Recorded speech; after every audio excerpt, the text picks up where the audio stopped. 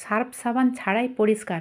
মানে কম্বল থেকে যত দামি দামি কাপড় চোপড় হোক না কেন, আমরা যদি পরিষ্কার নিজেরাই করে নিতে পারি, কারণ এমন এমন কাপড় থাকে যেগুলোকে ড্রাই ওয়াশ করতে হয় আর আমাদেরকে অনেক টাকা পয়সাও খরচ করতে হয়।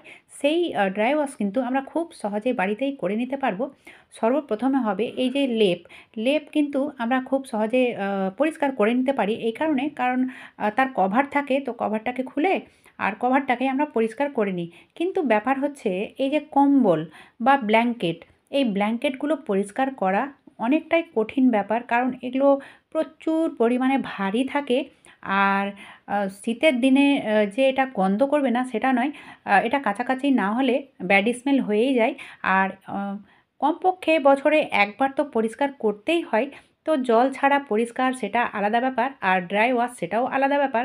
কিন্তু আমরা জীবাণু, ব্যাকটেরিয়া, কীটাণু যত রকম থাকে আমরা কিন্তু এইভাবে পরিষ্কার করে সেগুলোকে দূর করে নিতে পারি। ব্যাড স্মেল তো একদম ছুমান্তার হয়ে যাবে, পরিষ্কার অবশ্যই হবে।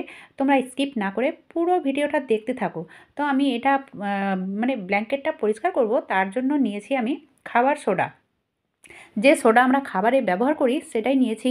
তো 4 থেকে 5 চামচ নিলেই যথেষ্ট। মানে পুরো একটা ব্ল্যাঙ্কেট বড় পরিষ্কার হয়ে যাবে। তো যেটা করতে হবে প্রথমে, বিছানায় হোক কিংবা বাইরে হোক, ছাদে হোক, যেখানে হোক, একটা আমি বিছানার ওপরেই করছি, সে কারণে নিচে আর কিছু দেওয়ার প্রয়োজন নেই। তো এইভাবে আমি খাবার সোডাটাকে পুরো ব্ল্যাঙ্কেটে ছড়িয়ে দেব। তো অবশ্যই চেষ্টা করতে হবে এমন, মানে এমনভাবে ছড়াতে হবে যেন পুরো ব্ল্যাঙ্কেটে সেটা থাকে আর কি। তো এই দেখো আমি পুরো ব্ল্যাঙ্কেটে ছড়িয়ে নিয়েছি। আর এরকম ধরনের ব্রাশ, যে ব্রাশগুলো দিয়ে আমরা কাপড় পরিষ্কার করি, সেই ব্রাশই আমি নিয়েছি। তো এরকম ধরনের প্রচুর পরিমাণে ব্রাশ পাওয়া যায়, কিংবা যে বিছানা ঝাড়ার ঝাঁটাগুলো থাকে সেটা দিয়েও এরকম করলেই হবে। এবার ব্যাপার হচ্ছে কিভাবে করব। তো অবশ্যই এটা একদিক থেকে শুরু করতে হবে। তো আমি এক কর্নার থেকে শুরু করেছি আর এভাবে করব, আর নিজের দিকে ব্ল্যাঙ্কেটটাকে টানবো যেন করতে সুবিধে হয়, সেই কারণে আমি তোমাদের ভালোভাবে বুঝিয়ে বলে দিচ্ছি। আর এটা করতে খুব বেশি সময় লাগে না। আহ, মানে ম্যাক্সিমাম যদি হয় তাহলে 15 মিনিট কিংবা 20 মিনিট, এর থেকে বেশি লাগবেই না। তো এই দেখো এইভাবে না টানতে টানতে একদিকে সেই মানে সোডা হোক কিংবা ময়লা হোক ব্ল্যাঙ্কেটের, তো একদিকে চলে আসবে ঠিক এইভাবে। এর পরের প্রসেসটাও কিন্তু অবশ্যই দেখতেই হবে। মানে এটা হচ্ছে প্রথম প্রসেস। দ্বিতীয় প্রসেস মানে খুব সহজ পদ্ধতি, সবাই করে নিতে পারবে। তো এবারে দেখো, বিছানায় যেহেতু আমি করছি তাই সে কারণে এগুলো একদিকে চলে এসেছি। এবারে এই দেখো আমি তোমাদের দেখাচ্ছি, যতগুলো আমি খাবার সোডাগুলো ছড়িয়েছিলাম সবগুলো কিন্তু এইভাবে একদিকে চলে এসেছে। আর এই দেখো ময়লা, যে ব্ল্যাঙ্কেটে ময়লা ছিল, তোমরা হয়তো ভাবছো এর মধ্যে কিছু রয়েছে, কিন্তু না, একেবারে ধুলো, মানে ধুলোগুলো এই ব্রাশের মধ্যে চলে এসেছে, পুরো ভর্তি হয়ে গেছে। তো যাই হোক, এভাবে পরিষ্কার মানে একদিক থেকে আরেক দিকে নিয়ে চলে এলাম। এবারে এটাকে কিভাবে মানে বার করব, তো আমি বিছানায় দিয়ে দিলাম ব্ল্যাঙ্কেটের নিচে একটা পুরনো কাপড়। আর এইভাবে এই কাপড়ে এগুলোকে নিয়ে নেব, যেন বিছানাটাও নোংরা না হয়, সব দিকেই লক্ষ্য রাখতে হয়। কারণ যদি আবার বিছানা নোংরা করে দেবো তাহলে কিন্তু আবার বিছানাটাকেও পরিষ্কার করতে হবে। তো যাই হোক, এটা পরিষ্কার হয়ে গেছে। তো এইভাবে, এই দেখো এগুলো না সব ধুলো। তো এইভাবে আমি একদিকে করলাম, তো দুই দিকেই করতে হবে সেমভাবে।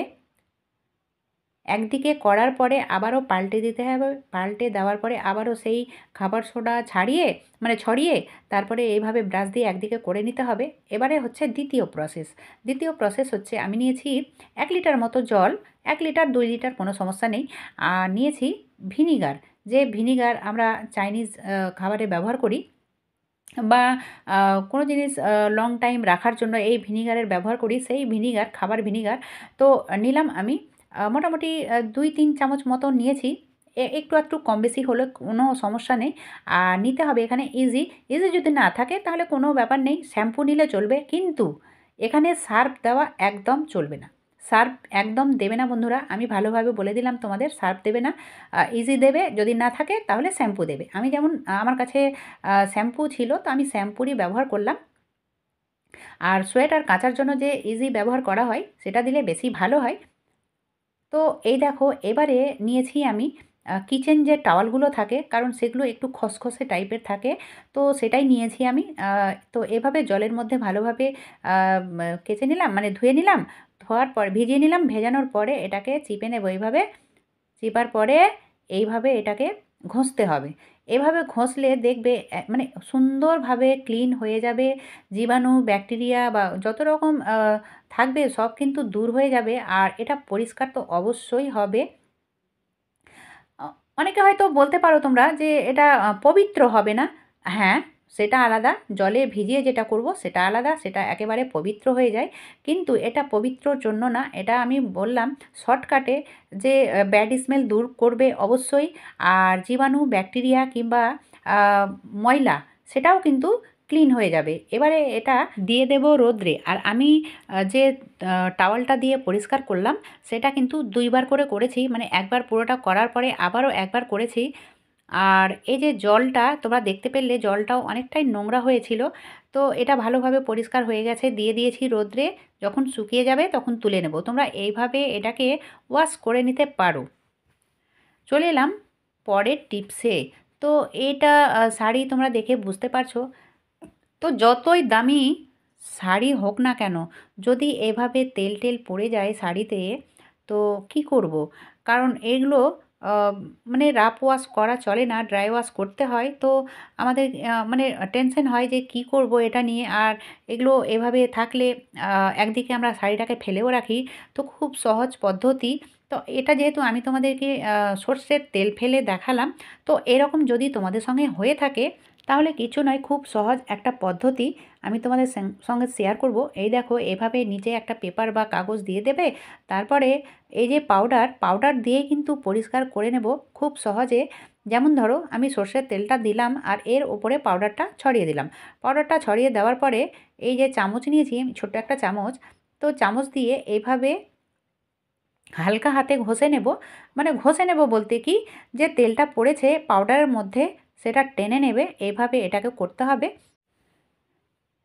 কারণ তেল না পড়লেও অনেক সময় কি হয়, আমরা হয়তো পার্টি ফার্টিতে যাই আর খাবার খেতে খেতে হয়তো কোনো খাবারই শাড়ির মধ্যে পড়ে গেল। তো আমরা কিন্তু ঘরে এসে মানে এভাবে ক্লিন করে নিতে পারি। কারণ কোনো খাবার যদি পড়ে যায় তো সেটাতে অবশ্যই তেল থাকে, হলুদ থাকে। তো এইভাবে আমরা পরিষ্কার করে নেব। তো আমি কিন্তু এটা একদম স্কিপ করিনি। পাউডারটা মানে পাউডারের মধ্যে যতগুলো তেল ছিল সবগুলো টেনে নিয়েছে। এবারে ব্যাপার হচ্ছে এটাকে মুছে নেব, মানে পাউডারটাকে মুছে নেব। তোমরা দেখতে থাকো, আমি মানে এতটুকুও স্কিপ করিনি। পাউডারটা কিন্তু চিপকে বসে গেছে। তেলটা শুকিয়ে গেছে কিন্তু পাউডারটা চিপকে বসে গেছে। এবারে নিয়েছি আমি জল, মানে অল্পই জল নিয়েছি। কারণ অল্প জায়গাতে এটা পরিষ্কার, মানে অল্প জায়গা পরিষ্কার করব শাড়ির। তো একটুখানি দিয়ে দিলাম শ্যাম্পু। তো এখানেও সার্ফের ব্যবহার একদম করবে না, এখানে শ্যাম্পুই ব্যবহার করবে। তারপরে দেখো, একবার দুবার ঘষা দিলেই কিন্তু এই পাউডারটা মানে ছুটে যাবে। আর এমনভাবে পরিষ্কার হবে মানে বোঝাই যাবে না যে কোথায় তেল পড়েছিল। এই দেখো, জলটা আমি একদিকে করে নিলাম আর পরিষ্কার জল আবার নিয়ে নিলাম। আমি এতটুকুও স্কিপ করিনি। তো যে কাপড়গুলো আমরা ড্রাই ওয়াশ করি, কারণ এটাকে যদি আমি এখন পুরোটা কাছাকাছি করতে যেতাম তাহলে কিন্তু শাড়িটা আলাদা হয়ে যেত। কারণ এগুলো শাড়ি ড্রাই ওয়াশ করতে হয়। তো যাই হোক, যতটুকু জায়গার আমার প্রয়োজন ছিল পরিষ্কার করার, ততটুকু জায়গায় আমি এভাবে পরিষ্কার করে নিলাম। আর তোমরা এক্ষুনি বুঝতে পারবে যে এতটুকুও কোথাও বোঝাই যাবে না যে কী পড়েছিল। তো এইভাবে না তোমরা পরিষ্কার করে নিতে পারো নিজেরাই। মানে অনেক টাকা খরচ না করে নিজেরাই করে নিতে পারো।